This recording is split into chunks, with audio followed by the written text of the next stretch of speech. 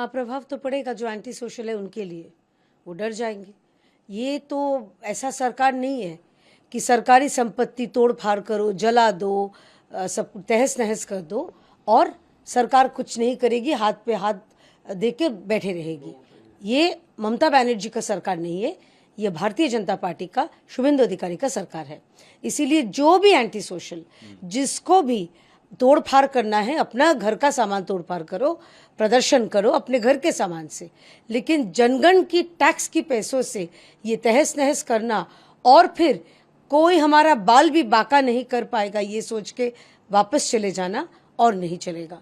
अगर आप तहस नहस करते हो सरकारी संपत्ति तो उसका जुर्माना आपको भरना पड़ेगा, तो और गिरफ्तार तो अलग बात है। तो मैं धन्यवाद जताना चाहती हूँ हमारी आदरणीय मुख्यमंत्री जी का, भारतीय जनता पार्टी की सरकार के सभी विधायक है, विधायकगण का, जो एंटी सोशल ये जो लॉ पारित किया है। विवादों में रहते हैं। कल सीएम मुर्शिदाबाद गए, वहाँ से उनको वार्न किया कि मैं ममता जैसा कायर चीफ मिनिस्टर नहीं हूँ, थोड़ा हद में रह के कुछ बात किया करो। असल में हुमायूं कबीर जी को अभी भी वो हैंगओवर है कि ममता बनर्जी की सरकार है, कुछ भी बोल डालूंगा, मुसलमान हिंदू ये सब कम्युनल कार्ड खेलूंगा और कोई हमारा कुछ नहीं बिगाड़ सकता है।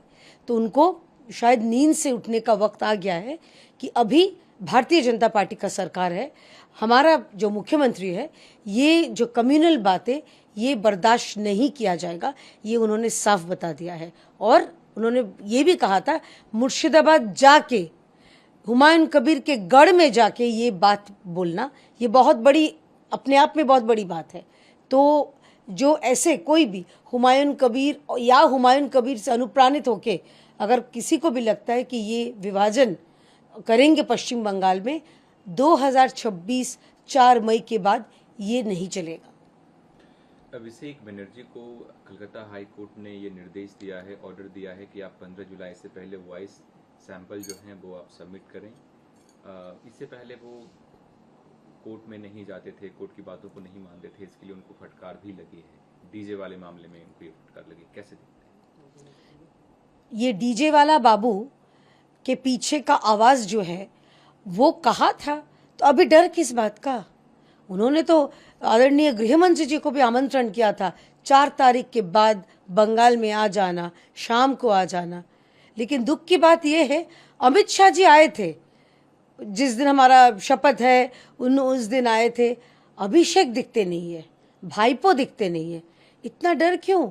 बुआ मुख्यमंत्री अगर किसी का होते तो ऐसे गाड़ी में उठ के किसी को डीजे बजाऊंगा, किसी के माथे के निशान ताक के गोली कर दूंगा, ये सब बोलना बहुत आसान है। और अगर कहा है आपने तो उसको अपनाइए, इतना डर क्यों? आप तो युवराज थे, आप तो लोगों को डराते थे, अब खुद डर गए, तो अब तो पासा उलट गया है शायद उनके लिए। और दूसरी बात यह है, जो बात बात पे पहले बोलते थे कि अगर मुझे दोषी पाया जाएगा तो मैं फांसी में लटक जाऊंगा। अरे आपको फांसी में लटकने की जरूरत नहीं है, आप बस अपने आप को, आपका गला उतना मीठा मधुर कंठस्वर जो है उसको एजेंसी के पास सुना दीजिए। डर की क्या बात है? कोई चिंता नहीं है। डीजे आपके कानों में बज रहा है, हमको पता है कौन सा डीजे बज रहा है, वो भी पता है। लेकिन अगर आप सच में कुछ निर्दोष है तो जाइए प्रमाण कीजिए। कोर्ट ने बोल दिया है, फटकारा है, तो उनको जाना चाहिए। और अब तो ज़रूर जाएंगे। जितना भी बोले गला हम नहीं देंगे, गला की आवाज़ आपको देना ही पड़ेगा। ऋतुव्रता बनर्जी, टीएमसी का कल संगठन का मीटिंग था और मीटिंग के बाद मीडिया से बात करते हुए उन्होंने अभिषेक बनर्जी के बारे में कहा कि वो सबको जिम्मेदार कहते थे, 20-20 काफिला लेकर घूमते थे, वो डेमोक्रेसी क्या मानते हैं? ये डेमोक्रेसी थोड़ी होता है कि 20-20 काफिला लेकर घूमो। और जब जनता आपको नकार दी है और आप सड़क पे आने से डरते हो, आप अंडे खाने से डरते हो, और तमाम जो मेरे जैसे लीडर्स हैं वो जाते हैं फील्ड में, हमें डर नहीं होता है, तो ये बयान उनका क्या दर्शाता है? देखिए, तृणमूल के एक गुट दूसरे गुट के बारे में कहा है, हम क्या बोल सकते हैं? लेकिन ये बात तो हमने देखा है, ऋतुव्रता बनर्जी जी ने थोड़ा सा कम कहा है, 20-20 नहीं।